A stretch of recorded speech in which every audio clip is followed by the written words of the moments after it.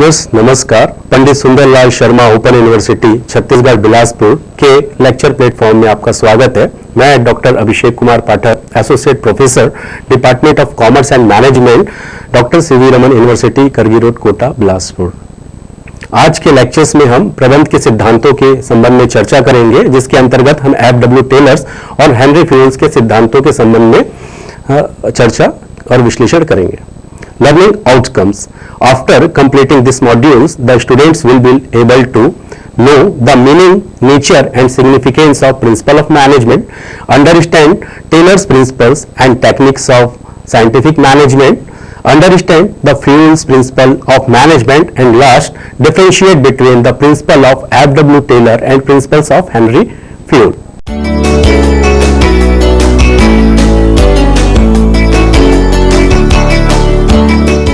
सबसे पहले हम देखते हैं कि मैनेजमेंट के सिद्धांत क्या होता है, इसके मीनिंग्स और कॉन्सेप्ट क्या है। किसी भी क्षेत्र में व्यवस्थित ढंग से कार्य संपन्न करने के लिए कुछ नियम, ढंग एवं परंपराएं होती हैं। यदि ऑर्गेनाइजेशन में इन नियम, ढंग और परंपराओं के आधार पर कार्य किया जाता है तो कार्य सुचारू रूप से सफल होता है। इन्हें ही सिद्धांत कहा जाता है। इसी प्रकार मैनेजमेंट के फील्ड में, मैनेजमेंट के क्षेत्र में प्रभावी प्रबंध व्यवस्था हेतु एवं प्रबंध की सफलता हेतु कुछ मान्यताओं के आधार पर, कुछ परंपराओं के आधार पर कार्य किया जाता है। ये मान्यताएं, परंपराएं, नियम ही सिद्धांत कहे जाते हैं। प्रबंध के सिद्धांतों को समझने के लिए हमें इसके कैरेक्टरिस्टिक्स एवं नेचर्स को समझना होगा। In the context of management, a principles might be defined as a statement of fundamental truth, which is established with the reference to a cause and effect relationship between two variables or events. Such relationship, however, being only of a causal nature.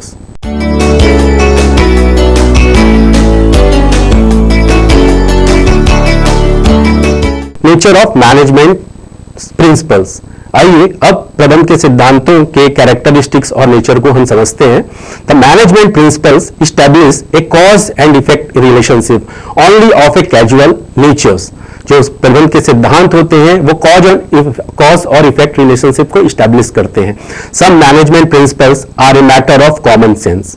Management principles have the feature of universality coupled with flexibility. The management principles aim at ensuring a better organizational life, क्योंकि प्रबंध के सिद्धांतों के द्वारा उत्पादन क्षमता में वृद्धि होती है, उत्पादन लागत में कमी होती है, कर्मचारियों की कार्य क्षमता में वृद्धि होती है। इससे एक अच्छे ऑर्गेनाइजेशनल वातावरण का निर्माण होता है। Management principles are of a dynamic natures. हम कह सकते हैं कि many management principles might be of a conflicting natures. एक तरफ सेंट्रलाइजेशन का सिद्धांत बताता है कि कुछ लोगों के या एक व्यक्ति के हाथों में ही डिसीजन मेकिंग का अधिकार होना चाहिए, वहीं दूसरी तरफ बल शक्ति का सिद्धांत भी दिया गया है। तो इस प्रकार ये सिद्धांत आपस में कॉन्फ्लिक्ट नेचर के होते हैं। Management principles are of a equal importance.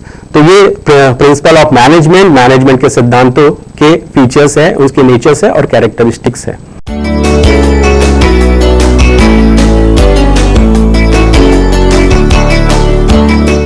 Derivations of management principles. Management के सिद्धांतों की उत्पत्ति के कौन से कारण है उसे हम देखते हैं। First, observation and experience of practitioner and scholar of the management. जो मैनेजमेंट के स्कॉलर्स और प्रैक्टिशनर्स के द्वारा जो अवलोकन किया जाता है, जो उनके अनुभव होते हैं, उसके आधार पर प्रबंध के सिद्धांतों का प्रतिपादन किया जाता है। दूसरा है outcomes of experimental studies conducted by the researchers. शोधार्थियों के द्वारा प्रयोगात्मक अध्ययन के अंतर्गत जो रिजल्ट आते हैं, जो परिणाम आते हैं, उसके आधार पर जो है प्रबंध के सिद्धांतों की उत्पत्ति होती है।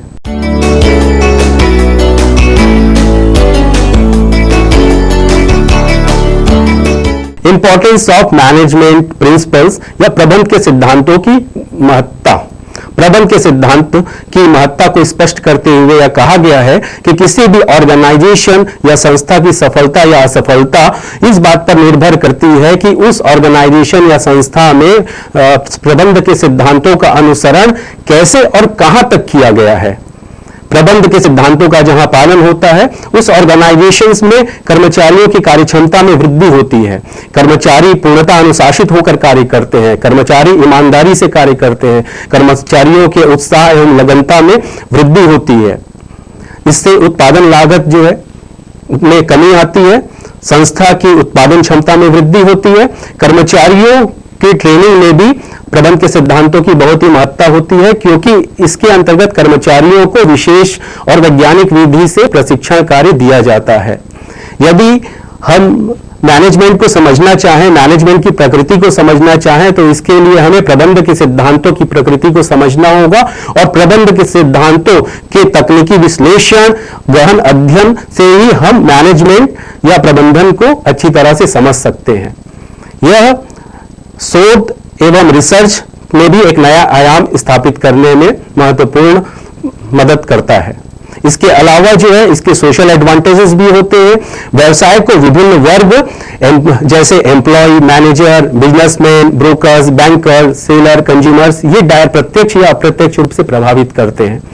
Employ, manager, businessman, brokers, banker, seller, consumers आदि इन सबके स्टैंडर्ड ऑफ लिविंग में भी प्रबंध के सिद्धांतों का उपयोग करने से वृद्धि होती है। विभिन्न प्रबंध शास्त्रियों ने प्रबंध के सिद्धांतों का प्रतिपादन किया है, जैसे Henri Fayol, F W. Taylor, Max Weber, Elton new.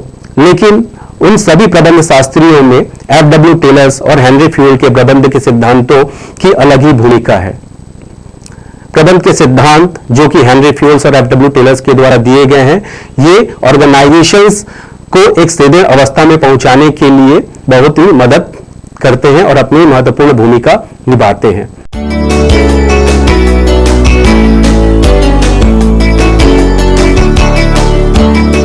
आइए अब देखते हैं एफ.डब्ल्यू. टेलर्स के कंट्रीब्यूशंस, योगदान जो कि मैनेजमेंट के फील्ड में दिए गए हैं। F.W. Taylors was the first person who gave the scientific management. F.W. Taylors का जन्म फिलाडेल्फिया यूएसए में 1856 ईस्वी को हुआ था। आंखें कमजोर होने के कारण ये ज्यादा पढ़ाई ना कर सके और अमेरिका की कंपनी में श्रमिक के रूप में भर्ती हो गए। अपने कठोर परिश्रम और सत्यनिष्ठा से कार्य करते हुए कुछ ही समय में ये उस ऑर्गेनाइजेशंस के चीफ इंजीनियर्स के पद पर पदोन्नत हुए। ऑर्गेनाइजेशन में, संगठन में इन्होंने बहुत सारे एक्सपेरिमेंट किए, बहुत सारे प्रयोग किए और अपने एक्सपेरिमेंट और प्रयोग के बल पर इन्होंने यह सिद्ध किया कि यदि वैज्ञानिक विधि से कर्मचारियों से कार्य करवाए जाए तो न केवल कर्मचारियों की कार्यक्षमता में वृद्धि होती है, अपितु संगठन के उत्पादन में भी वृद्धि होती है। एफ.डब्ल्यू. टेलर्स ने प्रिंसिपल ऑफ साइंटिफिक मैनेजमेंट के सिद्धांत का प्रतिपादन किया। F.W. Taylors was the first person who gave the scientific management और इसलिए इन्हें फादर ऑफ साइंटिफिक मैनेजमेंट के नाम से भी जाना जाता है। आइए अब देखते हैं कि साइंटिफिक मैनेजमेंट है क्या। Scientific management means the application of principle and method of science in the field of management. Management के क्षेत्र में विज्ञान के मेथड्स और सिद्धांतों का एप्लीकेशन ही साइंटिफिक मैनेजमेंट कहा जाता है। पीटर एफ ड्रकर ने भी इस संबंध में परिभाषा दिया है। उनके डेफिनेशन है, the core of scientific management is the organised study of work and the analysis of work into its simplest element and the systematic improvement of the workers performance of each elements.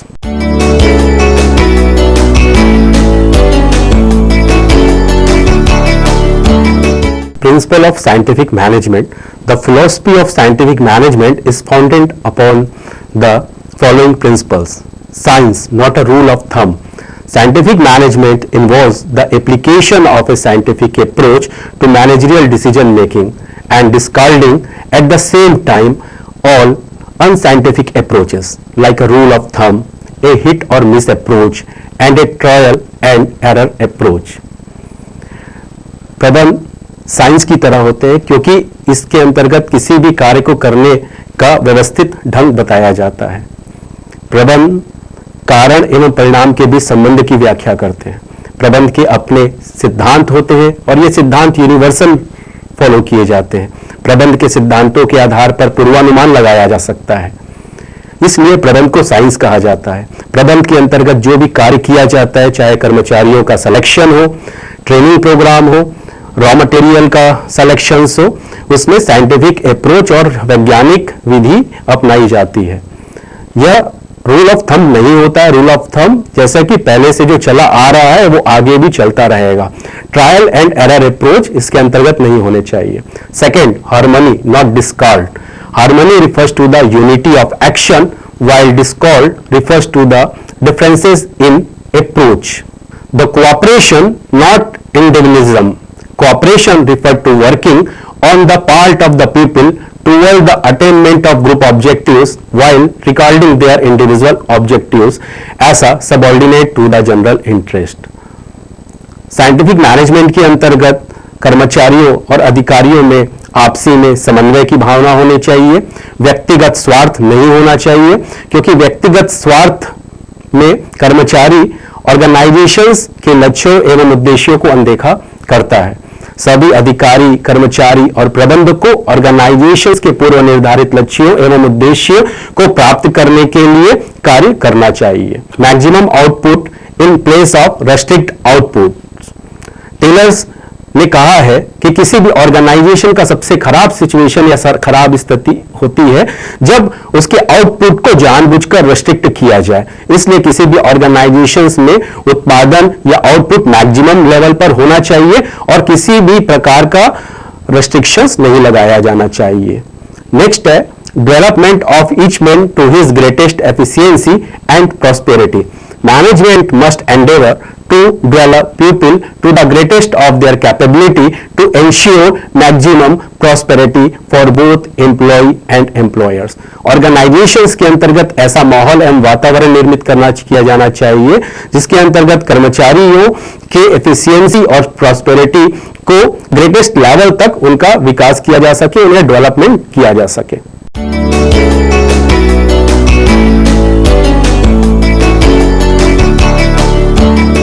Techniques of scientific management. Dear learners, अभी हमने scientific management के सिद्धांतों को देखा। FW tailors ने कुछ techniques दिया है साइंटिफिक मैनेजमेंट के बारे में। हम इस संबंध में अभी डिस्कस करते हैं। First, the functional foremanship. In order to apply specialization at the supervisor level, the Taylor developed the system of a functional foremanship. Under the system, a worker is subjected to the control and superintendence of 8 foremen. इस सिद्धांत के अंतर्गत Frederick Winslow Taylor ने कहा है कि किसी भी कर्मचारी के अंतर्गत 8 नियंत्रकों का नियंत्रण एवं पर्यवेक्षण होना चाहिए। इसे 8 नेता वाली योजना या 8 बॉस स्कीम भी कहा जाता है, जो कि किसी भी ऑर्गेनाइजेशन में एक्सपर्ट समान क्षमता वाले नहीं होते हैं। एक्सपर्ट सभी प्रकार के कार्यों को करने में भी विशेषज्ञ नहीं होते हैं, इसलिए कार्यों को उनकी प्रक्रिया के अनुसार अलग अलग विशेषज्ञों में बांटकर कार्य किया जाना चाहिए। इस हेतु उन्होंने 8 बॉस स्कीम एवं 8 नेता वाली योजना बताई है, जिसके अंतर्गत root clerk, time and cost clerk, instruction card clerk, disciplinarian, gang boss, speed boss, repair boss और इंस्पेक्टर आते हैं, जो कि कर्मचारियों के अलग अलग कार्यों का नियंत्रण एवं पर्यवेक्षण कार्य करते हैं। इस डायग्राम के माध्यम से आप देख सकते हैं कि वर्कर्स पर 8 नियंत्रकों का नियंत्रण एवं पर्यवेक्षण लगा होता है। अगली तकनीक है standardisation. Standard may be established for product, materials, equipments, work method and working conditions. इस सिद्धांत के अंतर्गत एफडब्ल्यू टेलर्स का मानना है कि कर्मचारियों को एक निश्चित प्रमाप की वस्तु, उपकरण, कच्चा माल, कार्य करने की दशाएं एवं प्रमापित विधि दी जानी चाहिए, इससे कि श्रेष्ठ वस्तु कम से कम लागत पर उत्पादित किया जा सके। Standardization helps to reduce spoilage and wastage of resources, improve the quality of work. ये also cost of productions में कमी करने का काम करते हैं, साथ ही reduce the human fatigues. Next तकनीक है differential price wages system. Dear learners, अगली तकनीक है differential piece wage system. Under the system of wage payment, wages are paid on the basis of work done. कर्मचारियों को मोटिवेट करने के लिए यह अत्यंत आवश्यक है कि कर्मचारियों को उनकी कुशलता एवं अकुशलता के आधार पर विभेदात्मक मजदूरी पद्धति ऑर्गेनाइजेशन में लागू की जाए। ऑर्गेनाइजेशंस में कर्मचारी अलग अलग कार्यक्षमता वाले होते हैं। कोई कर्मचारी बहुत अधिक कार्यकुशल होता है तो कोई कर्मचारी कम कार्यकुशल होता है। अतः जो कुशल कर्मचारी जो कि प्रमापित विधि से प्रमापित कार्य करने में सक्षम होते हैं, उन्हें दी जाने वाली मजदूरी की दरें ऊंची होनी चाहिए तथा ऐसे कर्मचारी जो अकुशल होते हैं एवं प्रमापित कार्य करने में सक्षम नहीं होते हैं, उन्हें दी जाने वाली मजदूरी की दरें कम होनी चाहिए। अगली तकनीक है scientific selection and training of worker. The workers under the scientific management must be properly selected by adhering to a carefully designed selection procedure. Further, selected workers must be given training in the best methods of performing a job. कर्मचारियों के वैज्ञानिक चयन के अनुसार ही कर्मचारियों का selection किया जाना चाहिए। वैज्ञानिक चयन से यह आशय कदापि नहीं है कि बहुत ही योग्यता वाले कर्मचारी चुने जाएं, अपितु ऐसे कर्मचारी ऑर्गेनाइजेशन में चुने जाएं जो उस पर्टिकुलर कार्य को करने में सक्षम हो। इसके साथ में वैज्ञानिक विधि से उनका ट्रेनिंग प्रोग्राम भी अवश्य किया जाना चाहिए ताकि कार्य को कुशलतापूर्वक कर्मचारी तय समय पर संपन्न कर सके।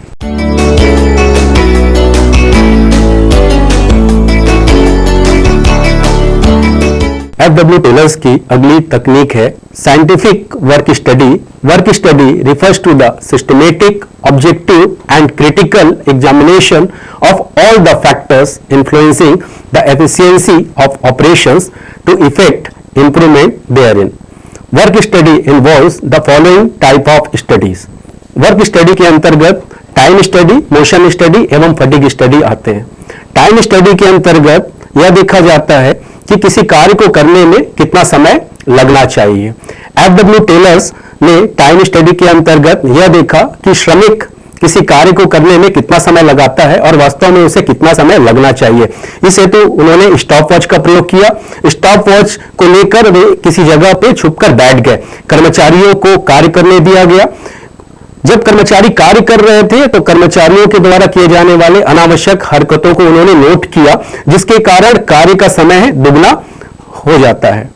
और वहां पर उन्होंने बताया कि यदि श्रमिकों को कार्य करने का सही ढंग नहीं बताया जाए तो कर्मचारी जो है अनावश्यक हरकतें करते, जिसके कारण कार्य में लगने वाला समय दुगना होता है। अतः ट्रेनिंग और प्रशिक्षण के माध्यम से कर्मचारियों को कार्य करने का सही तरीका बताया जाना चाहिए। सेकेंड स्टडी है मोशन स्टडी। मोशन स्टडी के अंतर्गत किसी कार्य को करने की श्रेष्ठ विधि ज्ञात की जाती है। FW टेलर्स ने यह देखा कि कर्मचारियों के कार्य करने की गति क्या है और वास्तव में वांछित गति कितनी होनी चाहिए। उन्होंने यह पाया कि कर्मचारियों या लेबर्स, श्रमिकों के कार्य करने की गति वांछित गति से 50% कम है। उन्होंने निष्कर्ष निकाला कि श्रमिकों को प्रशिक्षण दिया जाना चाहिए जिससे कि उनकी वांछित गति जो है वो प्राप्त कर सके और अनावश्यक हरकतों से बचा जा सके। थर्ड स्टडी है फटीग स्टडी। फटीग स्टडी का मतलब होता है थकान अध्ययन। इस स्टडी के अंतर्गत किसी कार्य को करने के दौरान श्रमिक जल्दी क्यों थकता है, किन कारणों से थकता है, कब थकता है, इसका अध्ययन किया जाता है। फटीग स्टडी के अंतर्गत FW टेलर्स ने बताया कि श्रमिक को लगातार कार्य करने के दौरान थकावट होती है। इस स्थिति में उसे ब्रेक दिया जाना चाहिए या जलपान की व्यवस्था होनी चाहिए जिससे श्रमिक जल्दी ना थके।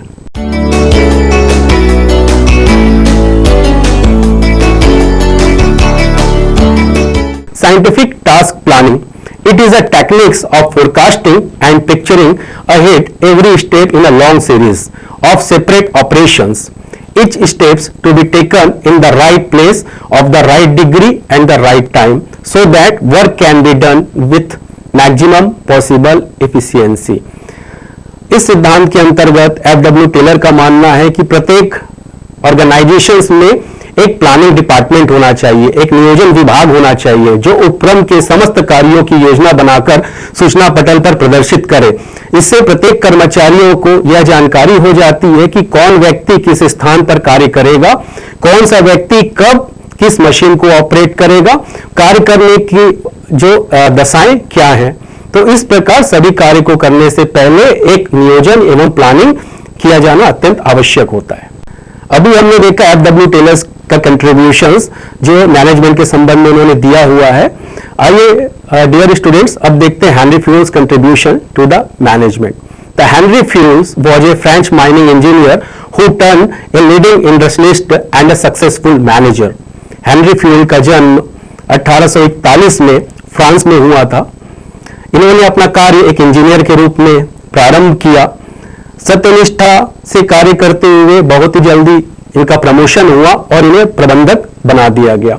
जब इन्हें प्रबंधक बनाया गया, ऐसी स्थिति में कंपनी को हानि होने लगी और कंपनी की हानि को उन्होंने कंपनी के लाभ में बदल दिया और कंपनी को सुदृढ़ अवस्था में पहुंचाया। हेनरी फ्यूल ने अपनी किताब में प्रबंध एवं उच्च प्रबंध के स्थान पर प्रशासन शब्द का प्रयोग किया है, इसलिए हेनरी फ्यूल के प्रिंसिपल प्रशासन के सिद्धांत के नाम से भी जाने जाते हैं।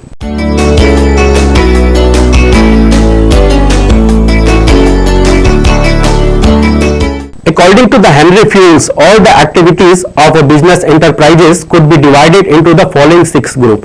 Henry Fewell ने बिजनेस से संबंधित सभी क्रियाओं को 6 भागों में डिवाइड किया है, जिसके अंतर्गत टेक्निकल एक्टिविटीज, इसके अंतर्गत प्रोडक्शन, मैन्युफैक्चर एंड एडॉप्शन से संबंधित क्रियाएं आती है। सेकंड, कॉमर्शियल एक्टिविटीज या वाणिज्यिक क्रियाएं, इसके अंतर्गत बाइंग, सेलिंग एंड एक्सचेंज से संबंधित सारी क्रियाएं आती है। थर्ड, फाइनेंशियल एक्टिविटीज, वित्तीय क्रियाएं, इसके अंतर्गत search for and optimum use of capitals आता है। फोर्थ, सिक्योरिटी एक्टिविटीज, इसके अंतर्गत protection of properties and persons आता है। Next, accounting activities, this is related to the systematic recording of a business transaction. Henri Fayol's ने management के functions को 5 भागों में डिवाइड किया है: planning, organising, commanding, coordinating and controlling.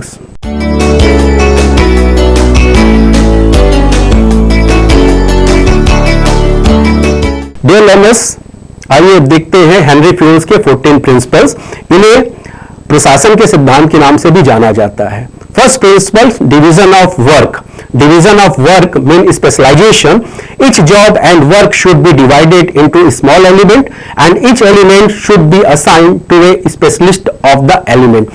क्योंकि किसी भी ऑर्गेनाइजेशन में समान कार्य क्षमता वाले कर्मचारी कार्य नहीं करते हैं, इसलिए ऑर्गेनाइजेशंस में कार्य को छोटे छोटे भागों में डिवाइड किया जाना चाहिए और कर्मचारी की कार्य क्षमता के अनुसार, कर्मचारियों की योग्यता के अनुसार, कर्मचारियों की रुचि के अनुसार कार्य का डिवाइड किया जाना चाहिए। सेकेंड प्रिंसिपल है authority and responsibility. Authority and responsibility are the two sides of a coin. There should be well balance between the authority and responsibility. इस सिद्धांत के अंतर्गत फ्यूल का मानना है कि अधिकार एवं उत्तरदायित्व एक सिक्के के 2 पहलू के समान होते हैं। यदि किसी कर्मचारियों को आप रिस्पॉन्सिबिलिटी देते हैं तो इस स्थिति में उसे कर्मचारियों को जिम्मेदारी का एहसास होता है। यदि किसी कर्मचारियों को आप रिस्पॉन्सिबिलिटी दे रहे हैं तो उसे अधिकार भी अवश्य दिया जाना चाहिए ताकि अपने अधिकारों का प्रयोग करते हुए वह अपना कार्य को श्रेष्ठ तरीके से कर सके। कर्मचारियों को दिए जाने वाले अथॉरिटी एवं रिस्पॉन्सिबिलिटी में एक अच्छा संतुलन स्थापित होना चाहिए। Third, discipline. Discipline means obedience to the rules of the organisation on the part of both manager and subordinates.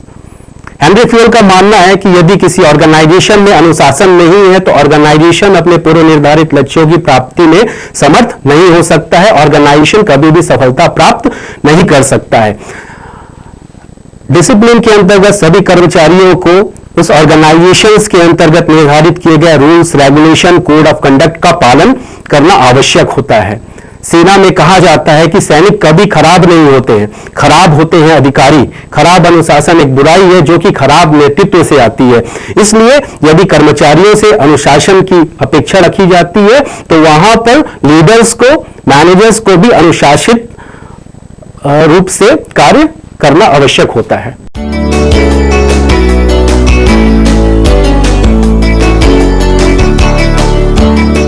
Unity of command. This means an employ should have only one boss and follow his command. इस सिद्धांत के अंतर्गत fuel का मानना है कि एक कर्मचारियों को एक ही अधिकारी या से आदेश या निर्देश मिलना चाहिए। यदि कर्मचारियों को अलग अलग अधिकारी से आदेश एवं निर्देश मिलेगा तो ऐसी स्थिति में उस कर्मचारियों के सामने दुविधा की स्थिति होगी कि वह किस अधिकारी के आदेश का पालन करे। यदि वह एक अधिकारी के आदेश का पालन करता है तो दूसरा अधिकारी उससे रुष्ट हो जाएगा। यह संगठन में तनाव, स्ट्रेस, कॉन्फ्लिक्ट का माहौल एवं वातावरण निर्मित करता है, जिससे औद्योगिक शांति भंग होती है। Next point, unity of directions. Unity of direction means the teams with the same objective should be working under the direction of one manager using one plan. This will ensure that action is properly coordinated. इस सिद्धांत के अंतर्गत fuel का मानना है कि organisations में अलग अलग ग्रुप समूह होते हैं। उन अलग अलग ग्रुप समूह के लिए एक ऑब्जेक्टिव होना चाहिए, एक उनकी पॉलिसी होना चाहिए, एक प्लान होना चाहिए और एक ही मैनेजर्स के द्वारा उन्हें लीड किया जाना चाहिए। नेक्स्ट पॉइंट है subordination of individual interest to the general interest. The interest of one employ should not be allowed to become more important than those of the group. किसी भी ऑर्गेनाइजेशंस में व्यक्तिगत हित की अपेक्षा सामूहिक हित की प्राथमिकता पर ध्यान दिया जाना चाहिए।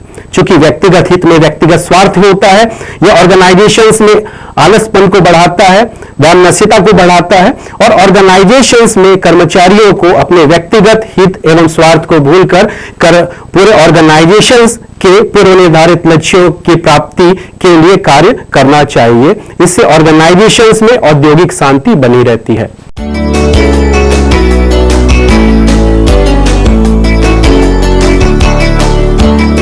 Remuneration of employee.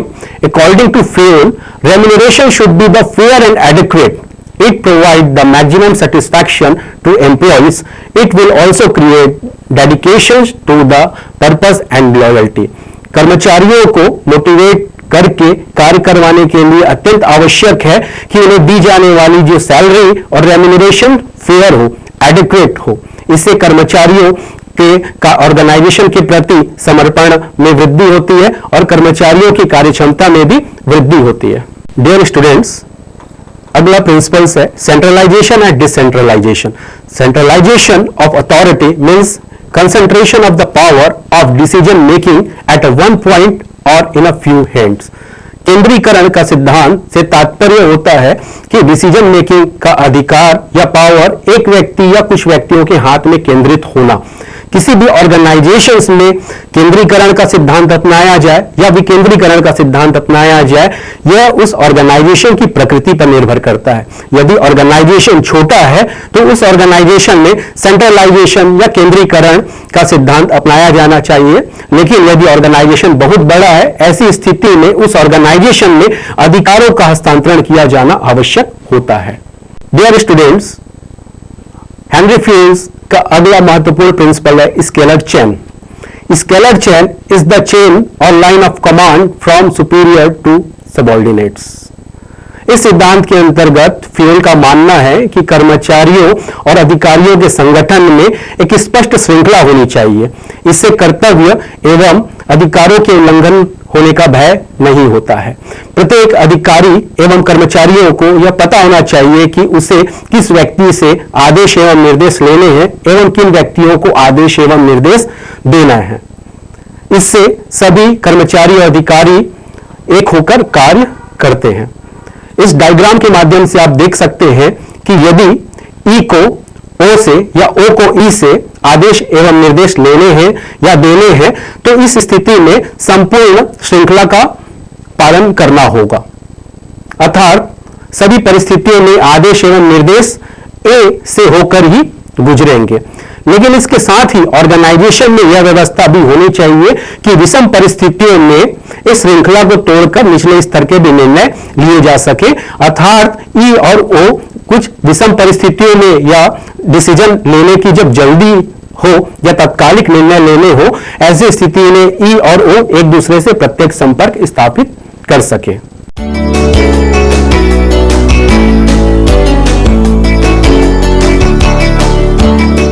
Dear students, Henry fuels का अगला महत्वपूर्ण सिद्धांत है principle of orders. The principle of orders implies a systematic arrangement of things and personnel. इस सिद्धांत के अंतर्गत प्रोडक्ट, कच्चा माल, मशीन, उपकरण, कर्मचारियों सभी के लिए एक निश्चित व्यवस्था होनी चाहिए। पहले से यह निश्चित व्यवस्था होनी चाहिए कि मशीन कब और कौन व्यक्ति के द्वारा संचालित किया जाएगा, मशीन, रॉ मटेरियल किस स्थान पर रखे जाएंगे, कौन व्यक्ति किस स्थान पर कौन सा कार्य करेगा। इस प्रकार से जब ऑर्डर निश्चित किया जाता है, सिस्टमेटिक अरेंजमेंट किया जाता है थिंग्स और पर्सोनल का, तो कार्य में सुविधा होती है और समय एवं श्रम की बचत होती है। नेक्स्ट पॉइंट है equity. Employees should be treated with the equity and respect. For smooth running of the organization, manager should ensure that there is no discriminations of any kind happening in the workplace. इस सिद्धांत के अंतर्गत Henry Fayol का मानना है कि organisation में सभी कर्मचारियों के साथ समानता का व्यवहार किया जाना चाहिए। ऑर्गेनाइजेशन में नेपोटिज्म, भाई भतीजावाद नहीं होना चाहिए। जेंडर को लेके, भाषा को लेके, धर्म, रीति रिवाज, जाति, इन सब के आधार पर कर्मचारियों में असमानता का व्यवहार नहीं किया जाना चाहिए। इससे ऑर्गेनाइजेशन में सामंजस्य बना रहता है एवं ऑर्गेनाइजेशंस में औद्योगिक शांति भी बनी रहती है, जिससे ऑर्गेनाइजेशन अपने पूर्व निर्धारित लक्ष्यों की प्राप्ति में सफल रहता है। नेक्स्ट पॉइंट है stability. Stability is the link with the long texture of personnel in the organisation. Working efficiency is promoted by the stable workforce. Henri Fayol का मानना है कि यदि कर्मचारियों के मन में यह भावना रहती है कि उन्हें ऑर्गेनाइजेशन से नहीं निकाला जाएगा, उनकी नौकरी ऑर्गेनाइजेशन में स्थायित्व प्रकृति की है, ऐसी स्थिति में कर्मचारी पूर्णतः मोटिवेट होकर ऑर्गेनाइजेशन को अपना मान के ऑर्गेनाइजेशन के प्रति अनुशासित होकर कार्य करते हैं। लेकिन यदि कर्मचारियों में यह भावना हो कि उन्हें नौकरी से कभी भी निकाला जा सकता है, ऐसी स्थिति में ऑर्गेनाइजेशन के प्रति कर्मचारियों में अनुशासन की कमी रहती है। कर्मचारी अपना कार्य ईमानदारी से और पूर्ण कार्य क्षमता एवं कार्यकुशलता से नहीं करते हैं।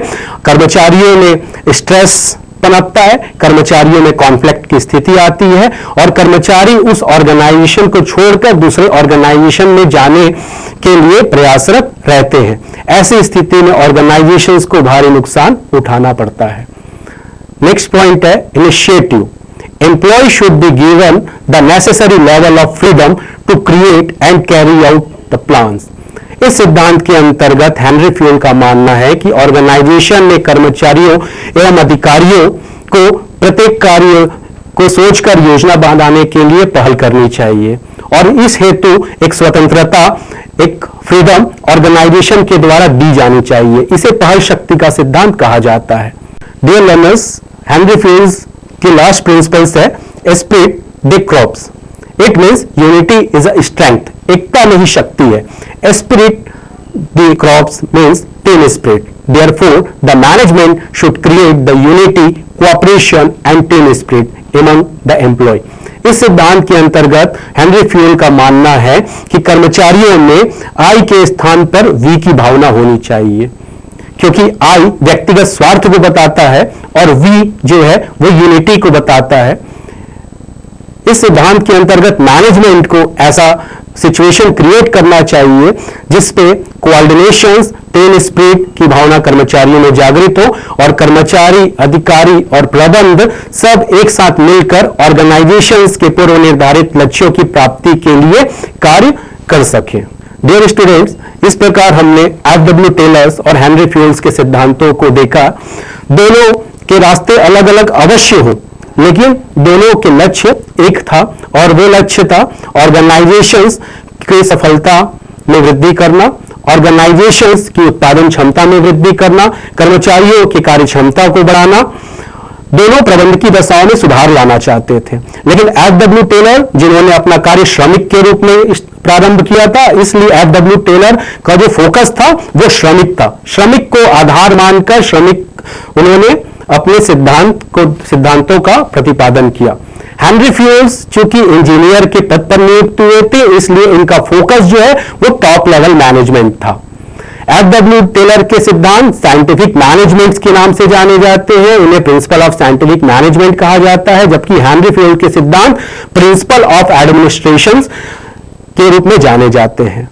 एफ.डब्ल्यू. टेलर्स ने 8 बॉस स्कीम बताया, जिसके अंतर्गत उन्होंने यह बताया था कि कर्मचारियों पर 8 नियंत्रकों का नियंत्रण एवं पर्यवेक्षण आवश्यक होता है, जबकि हेनरी फील्ड ने 1 मैन ऑर्डर्स की कर्मचारियों पर एक ही अधिकारी के आदेश या निर्देश होने चाहिए। एफ.डब्ल्यू. टेलर्स को फैक्ट्री एक्सपर्ट माना जाता है, जबकि हेनरी फील्ड को मैनेजमेंट एक्सपर्ट माना जाता है। एफ.डब्ल्यू. टेलर्स ने प्रोडक्शंस को बढ़ाने पर फोकस किया, जबकि हेनरी फील्ड ने ओवरऑल एडमिनिस्ट्रेशन को इंप्रूवमेंट करने पर फोकस किया। यदि हम वर्तमान सिनेरियो की बात करें तो एफ.डब्ल्यू. टेलर्स के जो सिद्धांत है वर्तमान सिनेरियो में, प्रेजेंट सिचुएशंस में, ऑर्गेनाइजेशन में नहीं पाए जाते हैं, ये सैद्धांतिक होते हैं, जबकि हेनरी फील्ड के प्रिंसिपल जो है उनमें व्यवहारिकता पाई जाती है और प्रेजेंट सिनेरियो में बहुत सारे ऑर्गेनाइजेशंस हेनरी फील्ड के बताए गए सिद्धांतों का अनुसरण एवं अनुकरण करते हैं। डियर लर्नर्स, आज के इस लेक्चर्स में हमने प्रबंध के सिद्धांतों को समझा कि प्रबंध के सिद्धांत होते क्या हैं। बहुत सारे प्रबंध शास्त्रियों के द्वारा अलग अलग प्रबंध के सिद्धांतों का प्रतिपादन किया गया है, जिसमें हेनरी फील्ड और एफ.डब्ल्यू. टेलर्स के द्वारा दिए गए सिद्धांतों के संबंध में हमने आज चर्चा की। आशा करते हैं कि एफ.डब्ल्यू. टेलर्स और हेनरी फील्ड के सिद्धांत को आपने अच्छे तरीके से समझा होगा और ये आपके ज्ञान को बढ़ाने में मदद करेंगे। धन्यवाद।